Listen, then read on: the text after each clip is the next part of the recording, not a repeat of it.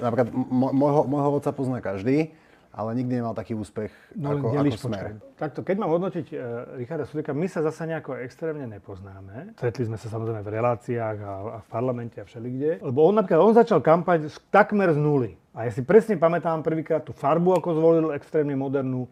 Billboardy úplne všade, všetci sme sa na to pozreli, dá sa toto vôbec akože vyťahnuť do volieb, že veríme, že by to mohlo mať 5%, že? A oni sa rozhodli ísť do tejto vlády, do ktorej sa rozhodli ísť. Hoci keby bol rozumný, mohli ste ísť so Smerom, pretože keď si pozrie tú históriu, že kto dokázal presadiť si aj ekonomické, aj pravicové ekonomické opatrenia, ako aj SNS v prvej vláde, tak by to dokázal urobiť tu, že na výsledok by bol lepší tu. Ale on sa vtedy zľakol médií.